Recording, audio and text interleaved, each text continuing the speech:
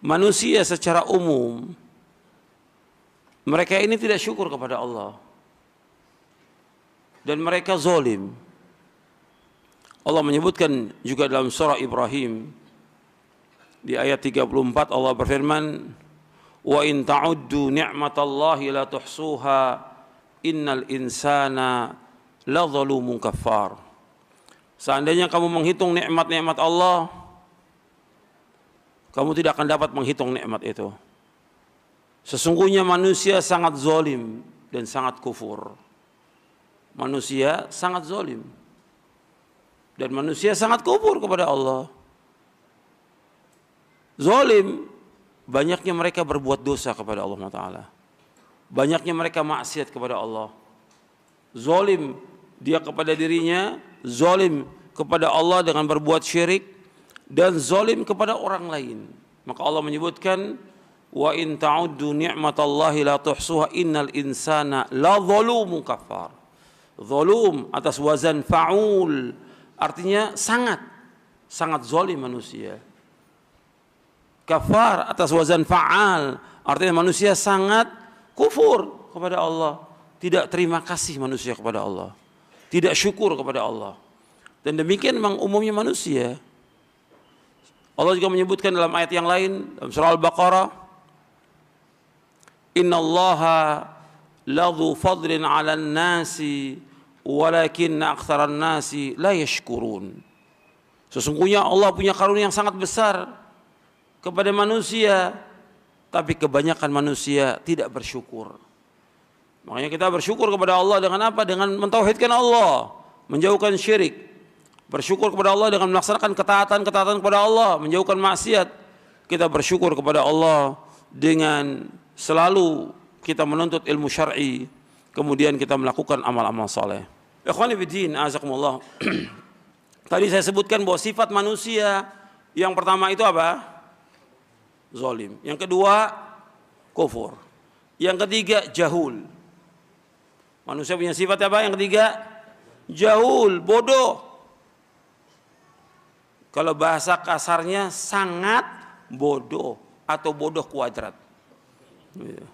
Allah menyebutkan dalam surah Al-Ahzab di ayat 72, inna aradna al-amanata 'ala as-samawati wal ardi wal jibal fa abaina an yahmilnaha wa ashfaqna minha wa hamalaha al-insanu innahu kana zaluman jahula. Sesungguhnya kami tawarkan amanah ini kepada langit, bumi, gunung. Gak mau mereka terima. Dan mereka takut. Dan amanah ini dipikul oleh manusia. Sesungguhnya manusia sangat zalim dan manusia sangat bodoh. Surah Al-Ahzab, surah 33, ayat 72. Makanya Qur'annya dibawa, buku panduannya dibawa, catat. Ini sudah saya sampaikan kemarin. Siapa aja semuanya, termasuk panitianya juga duduk, catat. Semuanya. Enggak ada perbedaan di sini, semua sama.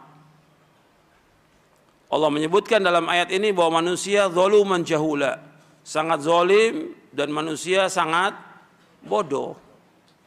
3 udah Allah sebutkan. Dalam surah Ibrahim Allah sebutkan zalim. Dalam surah Ibrahim Allah sebutkan kufur. Dalam surah Al-Ahzab Allah sebutkan manusia sangat bodoh. Kalau manusia sangat bodoh, berarti dia wajib apa? Belajar. Kalau sangat bodoh wajib belajar. Jahul Allah sebutkan. Enggak ada manusia lahir dalam keadaan pintar. Enggak ada manusia lahir dalam keadaan dia berilmu. Tidak ada. Sampai Ibnu Mas'ud mengatakan innal insana lam yulad aliman. Enggak ada manusia lahir dalam keadaan berilmu. Hatta Nabi Muhammad sallallahu alaihi wasallam. Hatta Nabi Muhammad sallallahu alaihi wasallam Allah memberikan kepada beliau ilmu wahyu selama berapa tahun? Selama berapa tahun? 23 tahun. Dan Allah mengatakan kepada Nabi Muhammad SAW, wa wajadaka dhallan fahada.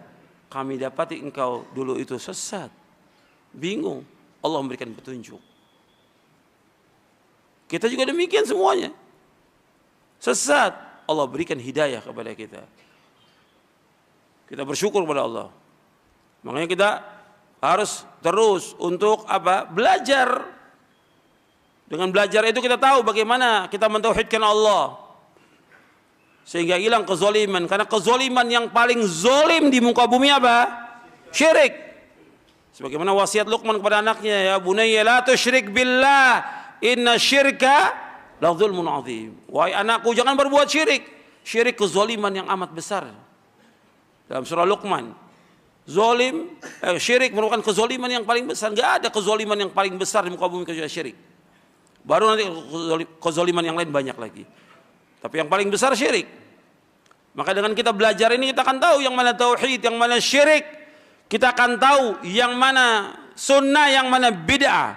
Dengan kita belajar kita akan tahu yang mana jalan ketaatan, yang mana jalan maksiat. Kita akan tahu yang mana petunjuk, yang mana sesat. Yang mana jalan siratal mustaqim, yang mana juga jalan-jalan yang membawa manusia ke jurang neraka jahanam. Dengan kita belajar kita akan tahu mana dai-dai yang mengajak manusia kepada jalan kebenaran dan mana dai-dai yang mengajak manusia ke jurang neraka jahanam, kata Nabi. Sebab Nabi sudah menyebutkan nanti akan ada doa ala abwabi jahannam. Man ajabahum qadhafuhu fiha. Nanti akan ada dai-dai yang berada di tepi jurang jahanam. Barang siapa yang mengikuti mereka pasti akan dimasukkan ke neraka jahanam. Hadis ini sahih diriwayatkan oleh Imam Bukhari dan Muslim. Nabi juga menyebutkan dalam hadis yang lain, dalam hadis yang sahih yang diriwayatkan oleh Imam Abu Daud dari sahabat Thauban, "Innama akhafu ala ummati ala immatal mudhillin." Akhrajahu Abu Daud wa Tirmidzi. Sesungguhnya yang paling aku takut atas umatku imam-imam yang menyesatkan. Dai-dai yang menyesatkan. Kita bisa tahu mereka sesat dari mana dengan kita belajar. Tahu kita. Makanya kita harus terus belajar, nggak boleh berhenti. Mana yang lurus jalannya, mana yang sesat. Karena jalan yang sesat Allah sudah jelaskan lengkap dalam Al-Quran. Nabi sudah jelaskan lengkap jalan-jalan yang sesat dengan ciri-ciri mereka. Sampai Allah mengatakan wa kadzalika nufassilul ayat wa litastabina sabilul mujrimin. Demikianlah kami rinci semuanya ini jalan-jalan orang-orang yang menyesatkan manusia. Kami rinci ayat-ayat itu supaya jelas, kata Allah. Siapa jalan sabilul mujrimin. Wa kadzalika nufassilul ayati wa litastabina sabilul mujrimin dalam surah Al-An'am. Demikianlah kami jelaskan ini supaya jelas jalan. Makanya dengan kita belajar kita akan tahu yang mana tauhid, yang mana syirik. Dengan kita belajar kita akan tahu bagaimana kita bersyukur kepada Allah. Dengan kita belajar kita akan tahu tentang agama ini. Dan gak boleh berhenti. Sampai kapan kita belajar? Sampai kita diwafatkan oleh Allah. Sebagaimana dikatakan oleh Imam Ahmad bin Hanbal, Abdullah ibn Mubarak dan yang lainnya rahimahumullah, ketika ditanya sampai kapan wahai imam kita belajar? Ila an nadkhulul qabr, sampai kami masuk dalam liang kubur. Sampai mati belajar ini, nggak boleh berhenti. Jadi harus terus kita nuntut ilmu ini. Dengan belajar terus itu manfaat buat kita. Kalau disebut belajar apa yang paling penting? Tauhid. Paling penting belajar tauhid. Bukan yang lain nggak belajar, tetap belajar. Tapi yang paling pokok dasar itu tauhid. Ketika orang tidak tahu tauhid, ya nggak ada manfaatnya. Nggak tahu manhaj, ya nggak ada manfaatnya. Kira ada orang umpamanya, dia belajar, kemudian dia melaksanakan ibadah kepada Allah, sholat, puasa, zakat, haji, tapi dia masih datang ke kubur-kubur tertentu, minta kepada mereka. Manfaat nggak belajarnya dia? Manfaatkan nggak ibadahnya dia? Tidak, hapus seluruh amalnya. Ketika dia berbuat syirik kepada Allah, memalingkan doa yang mesti dia berdoa kepada Allah, tapi dia berdoa kepada selain Allah. Ini syirik, hapus nggak amalnya? Hapus semuanya. Kata Allah, la in asyrakta la yahbatanna amaluka wa la takunanna minal khasirin. Seandainya engkau berbuat syirik, akan hapus amal-amalmu dan engkau termasuk orang-orang yang rugi. Hapus seluruh amal. Maka tauhid yang dibawakan oleh para anbiya war rusul alaihi wassalatu wassalam. Ini yang kita akan bahas. Kemudian ikhwan fillah, jazakumullah, ini yang pertama ya, bahwa manusia punya sifat apa? Zalim. Yang kedua, kufur. Yang ketiga, jahul. Bodoh manusia. Siapa aja itu? Semuanya. Saya, antum, yang lain sama. Kita punya sifat jahul, bodoh, sama. Saya juga sama seperti antum. Tapi harus belajar. Nggak boleh berhenti belajar. Terus belajar. Minimal kita baca 4 jam dalam sehari, minimal. Gitu. Terus banyak kitab, ribuan kitab yang belum sempat kita baca. Tapi dari apa yang kita pelajari, yang kita pahami dari akidah salaf, manhaj ahlus sunnah wal jamaah, itu kita wajib amalkan. Kita dakwakan kepada kaum muslimin agar mereka paham tentang agama ini.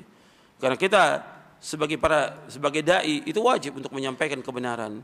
Dan kebenaran yang wajib mereka sampaikan oleh para dai tentang tauhid yang pertama kali, sebelum yang lainnya. Karena itulah merupakan kunci dakwahnya para nabi. Jadi miftah dakwatir rusul tauhid. Miftah dakwatir rusul tauhid.